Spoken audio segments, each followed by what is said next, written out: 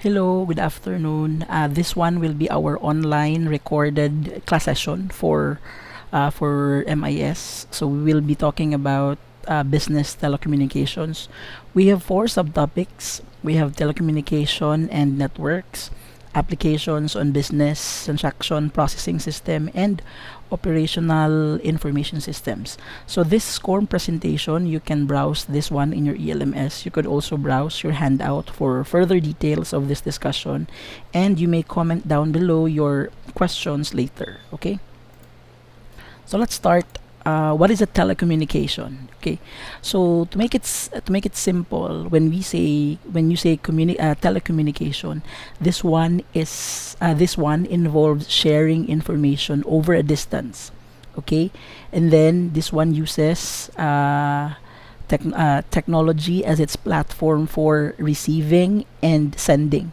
So an example for this one is telephony, fax, email, and of course the internet.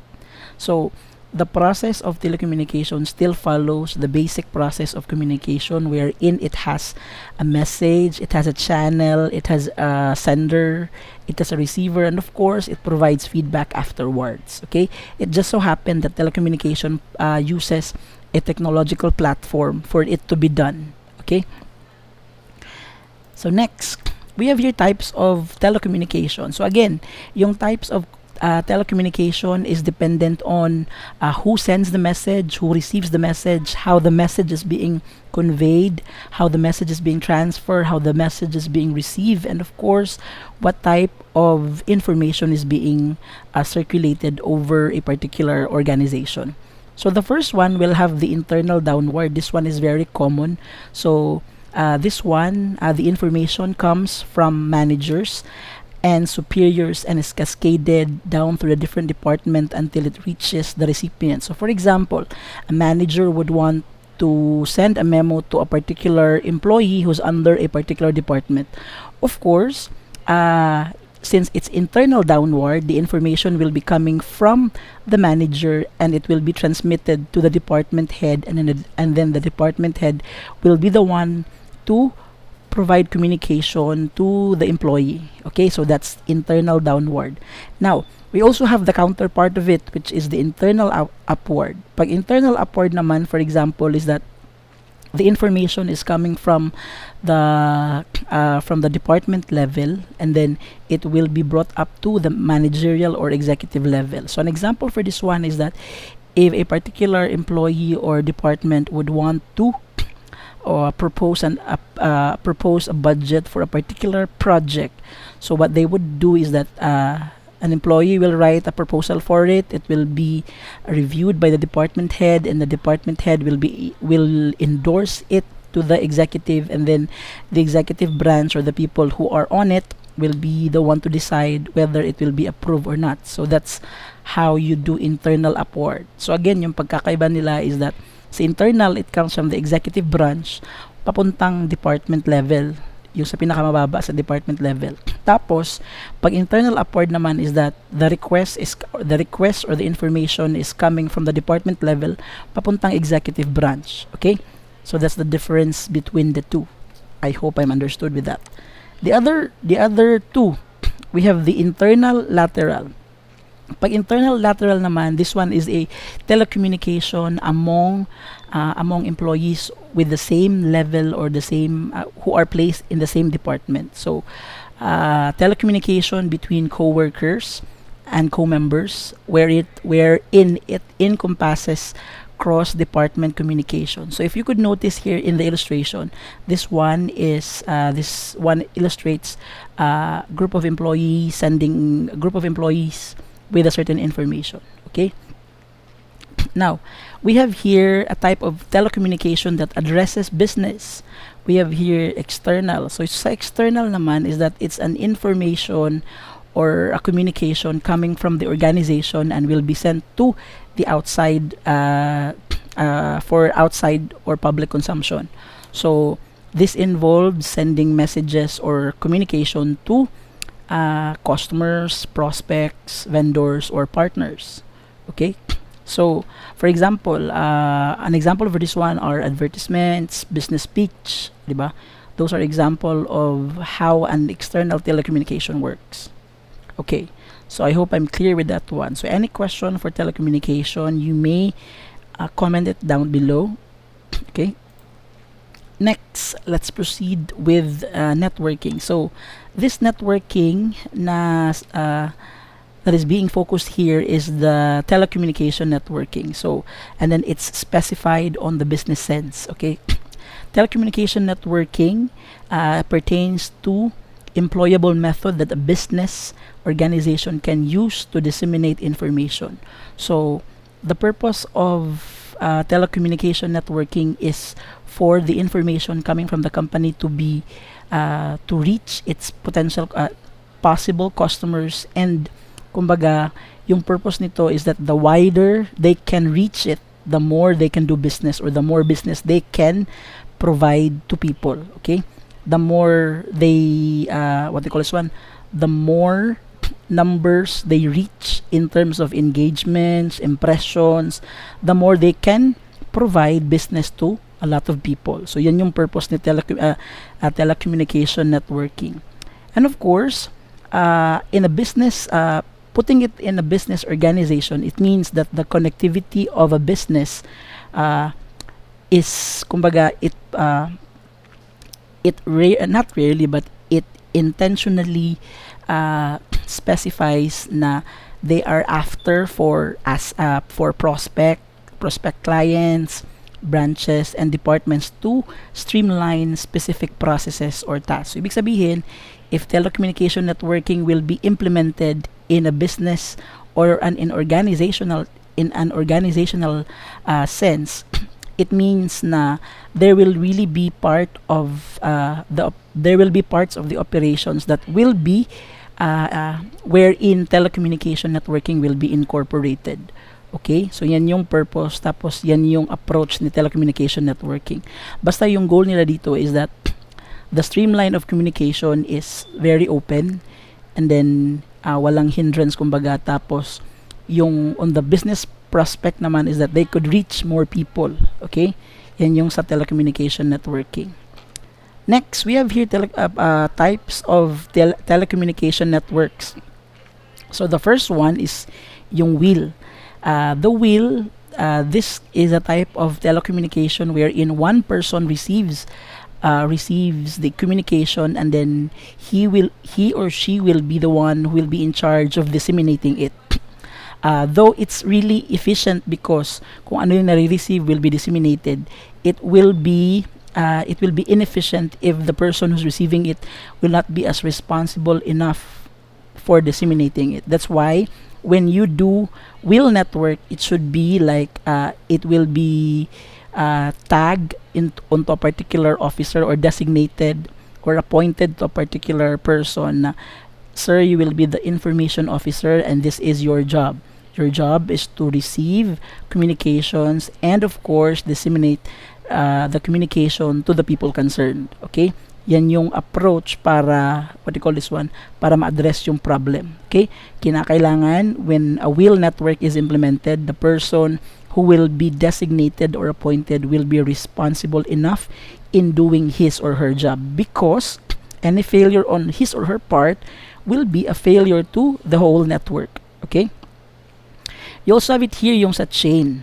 The second one is the chain. Ito yung second type, and then it follows, or what you call it follows a certain hierarchy. Like for example, si STI follows a chain network type of telecommunication, wherein memorandum directives are coming from the head office, and it will be channeled through the different school presidents down to the deputy school administrator papuntang academic head, and then the academic head will be the one to disseminate the information to the faculty. Okay, meron siyang chain of hierarchy na fina-follow. Okay, the third one naman is the circle. Yung circle is that it has 3-level hierarchy. So for example, this one is the managerial, yung second level is yung sa operational, tapos yung pangatlong level is for the employees. So it would mean that if an employee would want to have or would write a communication to the manager or to the executive branch, it will undergo or it will pass through the operational level. Ibig sabihin, meron siyang intermediary level. Okay? Like any communication that the manager will disseminate, it should pass through this level, yung operation level. And then same goes like if a employee would write a communication to the to the manager, it will pass through to the operation level. So what are the purpose kung bakit merong operation level? Okay, usually the operation level na part in this kind of communication, usually yung task nila is to filter out or to sort out kung is the communication receive a high priority or with high importance, because if not, then the manager should have it read maybe by the next day, and then pag urgent naman, it should be received directly or should be passed to the manager as early as possible, so that the problem for urgency will be addressed, diba? Yan yung purpose nung mga nasa operation level in this circle type of telecommunication. So they are the ones who will categorize whether the communication is of importance, or if it's with high urgency. Okay, and then the last one, we have the star, diba? We have the star type of telecommunication. This one is like the circle, but then the star has this concept na though it will though it will pass through an operation level, you could also directly go to the other branch or other department when you would want to send a communication. It just so happen na, for example, I will write a letter to the manager. I can directly send it to the manager, but I need to have the operation level people to be made aware that, hey, I sent also a message to the manager. So how do they do that one? There is what we call the process of CC, diba? CC, for example, in an email, you have CC, diba?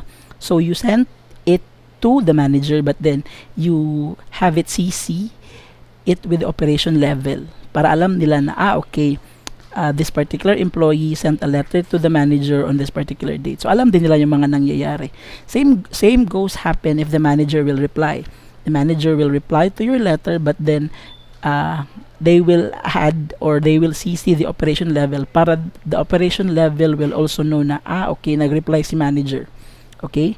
So it's a form of circle, but then it's more of like all members and not just the ones designated above or beneath or under can communicate with each other. So meron siyang kumbaga freedom. Okay, usually ito yung ginagamit ni STI, especially in school level, because it was already proven na if there is a collaboration between members or participation among members, there is a little to none disadvantage. Okay. Anyway, yung purpose naman talaga ni telecommunication networks is, diba, to upgrade and to streamline the communication in an organization or a company. So, I'm not saying na si star lang yung pwede, ha, but then case to case basis, we would implement circle, some would implement star, and then some would even implement yung sa chain, diba? So just like for example with STI, they use chain and we also use the star. Okay? So, depende yan sa organization. Okay. I hope you understood me with this one. Next, we'll now talk about the, EBusiness. So, yung sa EBusiness naman, okay, you have it here. We all know that EBusiness, this one is not associated or synonymous with the word e-commerce, diba? Doing business online. So, in simple terms, when you say e-business, this one is doing business that involves the application of information technology and its IT professionals, as well as the internet and traditional business processes. So, ibig sabihin, you are putting your business online. Diba? Yan yung purpose, yan yung basic definition ni e-business. Like making your business online. So, we all know na there are a lot of benefits when you do your business online, diba? I think you have already experienced that one, diba? So, just to point out lang, we have it here, the benefits. The first one is the operation cost reduction.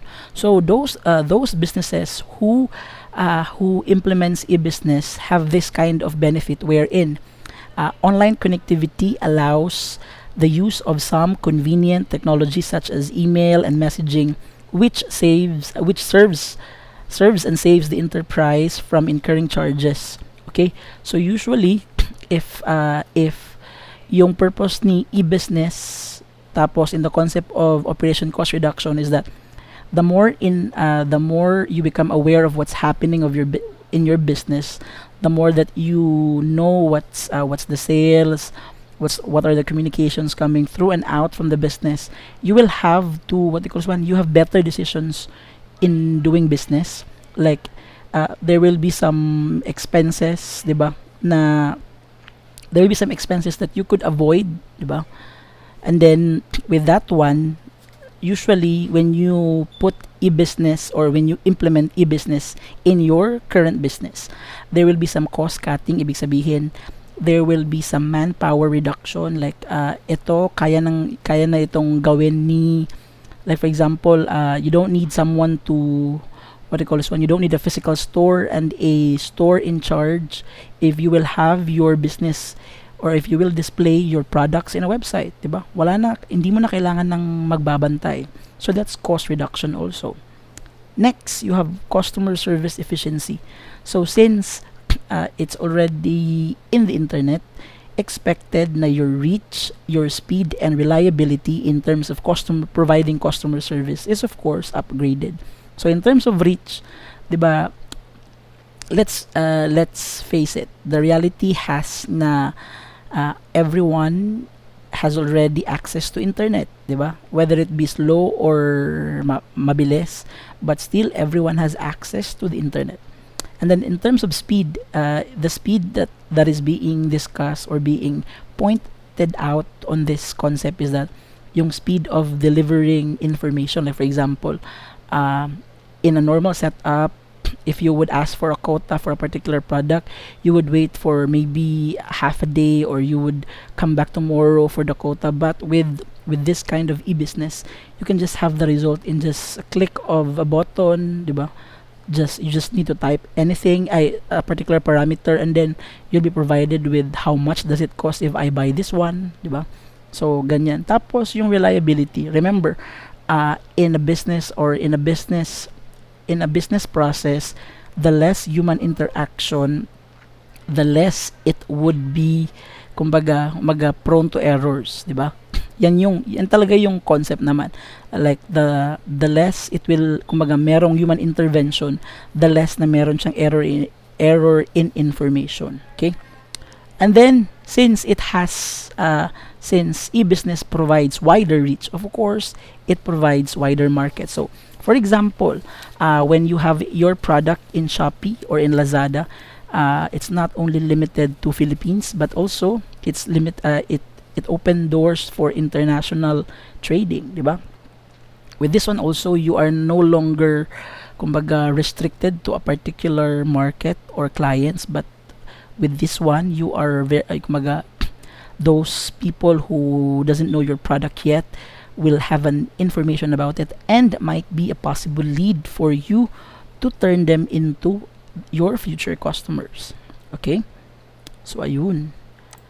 You also have it here, possible applications of e-business solutions. So for this one, internet business model. So when you do e-business, usually naman talaga you could either have it on a web base or app base, and then you can conduct business with a variety of target clients on either local, national, or global scale. Okay? Bakit itong business why is it that the internet business model has this kind of effect? It's because most people has already access to the internet. Okay? And then ito, customer-centered retailing. Ibig sabihin, customers get to provide reviews on it. Like for example, say customer-centered, you get to know what your customers are thinking about this particular product that you are selling. And with this one, you provide them with the power to provide reviews and comments about the product, and of course with that one you get to improve your product as well. Okay, Next, you also have the e-commerce support systems.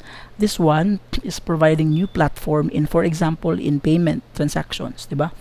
Right now, most of online or e-business shops provides credit card transaction system. And then they also provide yung very common like yung e-payments, diba? So it's kumbaga the applications of business solutions provided business owners and then entrepreneurs on a new approach on how to conduct business, diba?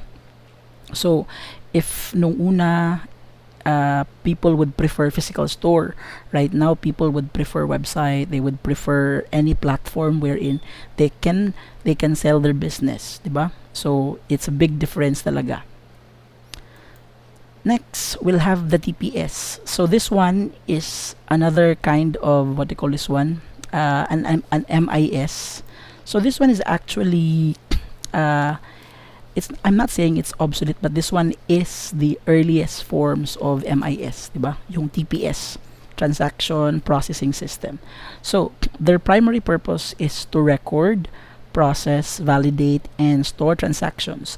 This one, the processes that is being talked about is will be used for future retrieval and other legal purposes. Okay. So again, when you say TPS, it means a particular system was able to record, process, validate, and store transactions for future retrieval and use. Okay. We have here types of transactions. The first one is internal. This one is done within the company. So transactions done within the company, and it's usually related to internal or operational process. Internal or operational processes of the company.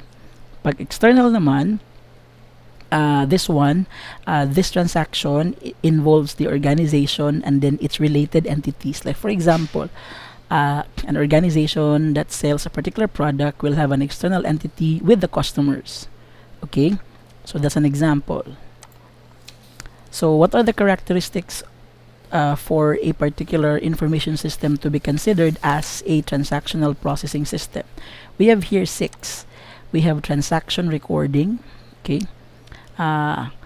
You have it here, routine task performance. It means that it can perform routine and repetitive tasks, and it's mostly used by low level managers to make operational decisions. And you also have it here, transaction processing. So sa transaction processing, dalawa yung involved. You have the batch mode and then the what they call this one, the online. Okay, pag batch mode, files are updated periodically. Pag online naman, files or transactions are recorded as it occurs. So ibig sabihin it's real time. Okay, so we have it here. For a particular system to be considered as a MIS, an MIS to be considered as a TPS, transaction processing system, dapat it has this 6 processes. Okay, the data entry, this one is of course this one in kumaga, it's synonymous to getting inputs, diba? Using keyboard and mouse and existing data from any external entities. So let it be known na during data entry we have source documents, and these source documents will be considered as the input for the system. So one way of doing doing data entry is data capture. So yung si data capture is a sub-process of data entry. Okay, next we also have data validation. This data validation involves 2. We have error detection and then error correction. So pag error detection, whether it be the system follows the format, like for example, wrong yung spelling, wrong yung number, wrong yung decimal points na nilagay, ganyan. So when you do error detection, you also have its equivalent na error correction. Yung sa error detection, the system will provide notification na there's something wrong with the data being validated, and of course your program programmers or end users or yung mga developers ng system will have the idea on how to fix it. That's error correction. Okay? We also have data processing and revalidation. This one involves revalidating what is, kumaga, the data processing dito is that you have it here like the data processing involves either calculations, ano ba? Calculations, validations, ba? Kasi meron tayong revalidation dito. This the second process, 'di ba I mentioned a while ago yung sa batch tapos yung sa batch mode tapos online mode. Dito 'yun nangyayari. Okay? Yung sa ano. So batch mode again is when the data is being stored periodically for a given time, or yung sa online mode which is the data is being stored as it happens. Okay?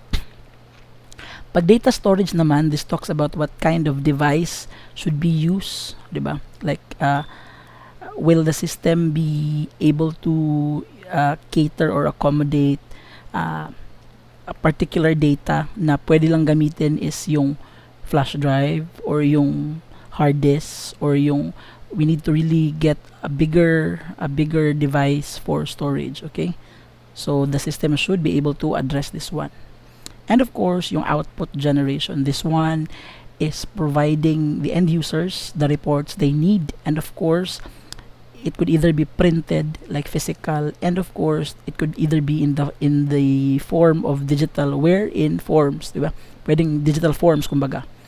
And yung last one is yung query support. Like for example, a transaction processing system has this what we call default na report. So it should also have this query support wherein, for example, the end user would want to generate reports outside the default reports. Okay? Yan yung sa query support. Next, we have the operational information system. Take note na most of transaction processing system are considered to be operational information system. Bakit? Because most of them works in the operational level. Okay, so I have it here. What is an operational information system? This is the type of information system that can record, diba? Same lang din sa transaction. Record, process, and report all routine and repetitive activities of an organization. So if you notice it here, we have a triangle for management. So we have the strategic, we have the tactical, and of course the operational. So since it's an operational information system, it will be implemented in this level, but of course all of its requirements, specifications will be tackled by the strategic and the tactical management na area.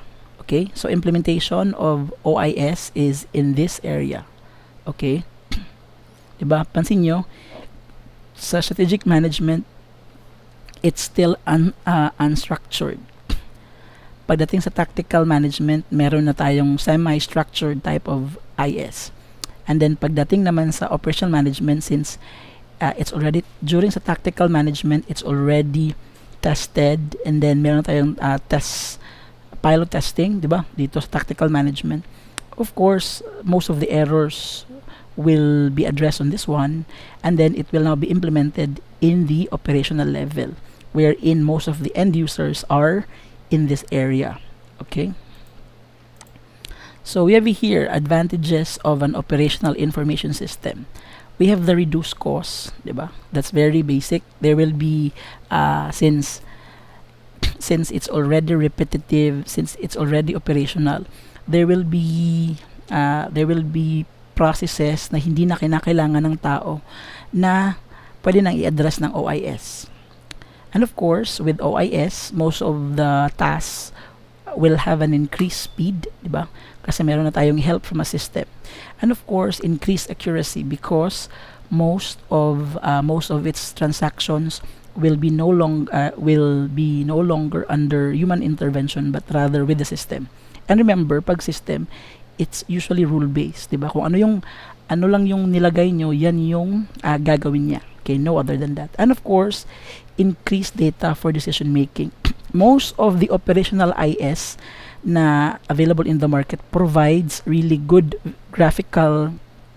uh, graphical presentation for decision making. For example, they don't only provide reports in numbers, but they provide reports in charts, in pie charts, and even in timeline. So that's why when you have those kind of data, you will make decisions based on it. And of course, most of its results are good, diba? Kasi nga, it's based on the transactions in your company, and then the purpose of this data is for you to make decisions or approaches that will benefit the company in the future. Okay, so that would be all. So if you have comments in this video recording, you may comment it down below. And for your attendance, please type in the comment section your name, and then could you please at least write a question. Please, dili pwede balik-balik ha. Write a question so that I could also answer it, or if you have anything to clarify, you may answer it again. You write your name and then your question, because I know some of you here are not using their real names in Gmail. Okay?